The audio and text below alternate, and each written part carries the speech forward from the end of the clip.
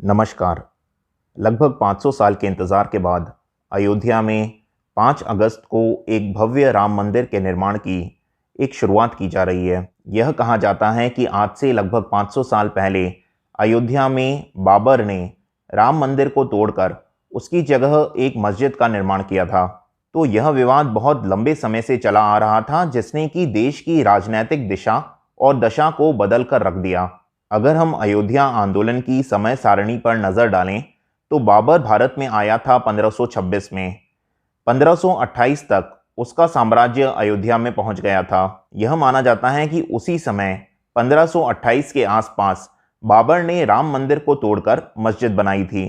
उसके बाद अगली 3 सदियों के रिकॉर्ड्स उपलब्ध नहीं हैं, लेकिन 1853 से जब से यह रिकॉर्ड्स उपलब्ध हैं तब यह माना जाता है कि उस समय अयोध्या में दंगे हुए थे और निर्मोही अखाड़े ने 1853 में उस स्थान पर अपना दावा किया था कि यह स्थान राम जन्मभूमि है, जिस पर मंदिर को तोड़कर मस्जिद बनाया गया है। 1885 में यह मामला पहली बार कोर्ट में पहुंचा और इसके ऊपर हिंदू पक्ष ने मंदिर बनवाने के लिए एक लंबा संघर्ष किया।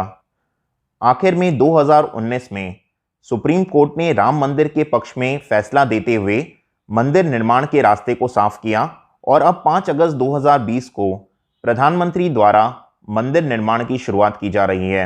आइए इस शुभ अवसर पर प्रभु राम से संबंधित कुछ महत्वपूर्ण बातों की जानकारी लेते हैं। भगवान राम को श्री विष्णु का 7वां अवतार कहा जाता है। भगवान राम का नाम वशिष्ठ महर्षि ने रखा था, जो कि उस समय रघुकुल के गुरुदेव थे। कुछ मान्यताओं के अनुसार यह कहा जाता है कि राम अवतार एक पूर्ण अवतार नहीं थे, यानी भगवान की सभी 16 कलाएं उनमें नहीं थीं। उनमें 16 में से 14 कलाएं ही थीं। सिर्फ कृष्ण अवतार ही एक ऐसे अवतार हुए जिनमें सभी पूर्ण 16 कलाएं थीं। प्रभु श्री राम में सभी कलाएं इसलिए नहीं थीं क्योंकि रावण को ब्रह्मा जी का एक वरदान प्राप्त था कि उसका वध देवताओं द्वारा नहीं किया जा सकता। रावण ने ब्रह्मा जी की कठोर तपस्या करी और ब्रह्मा जी ने उसकी तपस्या से खुश होकर उसे एक वरदान मांगने को कहा। तब रावण ने यह कहा था कि मेरा वध कोई भी देवता, दानव, असुर, राक्षस, यक्ष, गंधर्व, किन्नर, नाग, गरुड़ आदि ना कर सके, अर्थात मैं किसी के भी हाथों मारा ना जा सकूं। वरदान मांगते वक्त रावण ने मनुष्य से अपनी रक्षा का वरदान नहीं मांगा, क्योंकि वह यह सोच ही नहीं सकता था कि कोई मनुष्य भी उसके लिए कभी खतरा हो सकता है। यही कारण था कि प्रभु राम का जन्म पुरुष के रूप में हुआ और उन्हें पुरुषों में उत्तम यानी मर्यादा पुरुषोत्तम के नाम से भी कहा जाता है। विष्णु सहस्त्र नाम में भगवान विष्णु के हजारों नामों में भगवान राम का नाम 394 स्थान पर आता है। भगवान राम अपने भक्तों का भी बहुत ध्यान रखते थे। एक बार जब लंका जाने के लिए सभी वानर सेना पुल बनाने में लगी हुई थी, तब हनुमान जी बड़े बड़े पहाड़ उठाकर पानी में डाल रहे थे। तभी उनकी नज़र एक छोटी सी मकड़ी पर पड़ी, जो कि धूल के कुछ कण पानी में डाल रही थी। प्रभु राम का सहयोग करने के लिए जब हनुमान जी ने उस मकड़ी को हटाना चाहा, यह सोचकर कि धूल के कुछ कण डालने से तो पुल में कोई भी फायदा नहीं होगा और पुल नहीं बनेगा, तो प्रभु राम ने उन्हें मना कर दिया और यह कहा कि वह मकड़ी भी अपनी क्षमता के अनुसार सहयोग दे रही है और उस मकड़ी का समर्पण भी मुझे उतना ही प्रिय है जितना कि तुम्हारा। भगवान राम की रावण के ऊपर विजय को हम एक 10 दिन के त्योहार के रूप में मनाते हैं, जिसे दशहरा कहा जाता है, और उनके अपने राज्य अयोध्या वापस लौटने की खुशी को हम दिवाली के रूप में सेलिब्रेट करते हैं।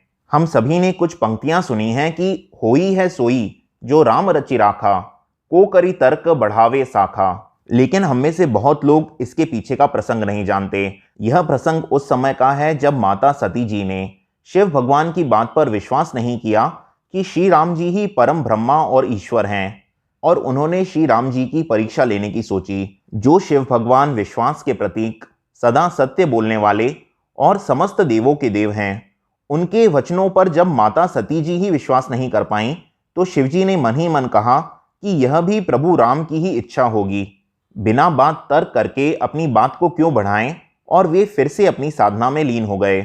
प्रभु श्री राम ने अपनी देह का त्याग कैसे किया, इसके ऊपर यह कहा जाता है कि उन्होंने सरयू नदी में जाकर जल समाधि ले ली थी और अपने प्राणों को त्याग दिया था। इसमें प्रभु राम के भक्त श्री हनुमान के बारे में एक कथा प्रचलित है। यह कहा जाता है कि यमराज हनुमान जी से बहुत डरते थे, तो ऐसे में वे कभी भी प्रभु राम के प्राणों को हरने के लिए अयोध्या में प्रवेश नहीं कर सकते थे, क्योंकि उनके मन में तो हनुमान जी का भय था। तो इस तरह से हनुमान जी के रहते तो प्रभु राम अपने प्राणों को कभी त्याग भी नहीं सकते थे। तो ऐसे में जब उनके शरीर त्यागने का समय आया तो उन्होंने धरती की एक दरार में अपनी एक अंगूठी खोलकर डाल दी और हनुमान जी से उसे वापस लाने को कहा। हनुमान जी उस अंगूठी की तलाश में नीचे सर्पलोक तक पहुंच गए और वहां जाकर उन्होंने वहां के राजा से उस अंगूठी की मांग की। राजा ने उन्हें एक अंगूठी से भरा कमरा दिखाया कि इसमें से आप प्रभु राम की अंगूठी ढूंढ लीजिए। हनुमान जी ने उसमें पहली अंगूठी उठाई, वह भी प्रभु श्री राम की थी। दूसरी अंगूठी उठाई तो वह भी प्रभु श्री राम की थी। इस पर सर्पलोक के राजा ने कहा कि यहाँ सभी अंगूठियां प्रभु श्री राम की ही हैं, और जब जब प्रभु राम धरती पर जन्म लेते हैं तो उनके साथ उनके एक हनुमान जी होते हैं। तो ऐसे में जब जब श्री राम को अपना शरीर त्यागना होता है तो वे इसी तरह एक अंगूठी धरती की एक दराज में डाल देते हैं, हनुमान जी को अपने से दूर करने के लिए। यह सुनकर हनुमान जी हतप्रभ रह गए। अब हम वर्तमान युग की बात करें तो आज भी भारत में बहुत से लोग राम राम कहते हैं। इसके पीछे भी एक अद्भुत सत्य है। र 27वां वर्ण है, यानी र इज इक्वल टू 27। आ दूसरा वर्ण है, यानी आ इज इक्वल टू 2। म 25वां वर्ण है, यानी म इज इक्वल टू 25। अब अगर हम र प्लस आ प्लस म यानी राम का टोटल करें तो वह आता है 54। अब दो बार राम राम साथ बोलने से योग हो जाता है 54 प्लस 54 यानी 108। तो यह माना जाता है कि सिर्फ राम राम कहने से ही पूरी 108 मनकों की माला के जाप का फल प्राप्त हो जाता है। प्रभु श्री राम जी के जीवन पर कहने के लिए तो बहुत कुछ है, परंतु आज सिर्फ शुभकामनाओं के साथ और एक तुलसीदास जी के दोहे के साथ इस वीडियो को समाप्त करता हूं। तुलसी भरोसे राम के, निर्भय होके सोए, अनहोनी होनी नहीं, होनी हो सो होए। धन्यवाद। राम राम।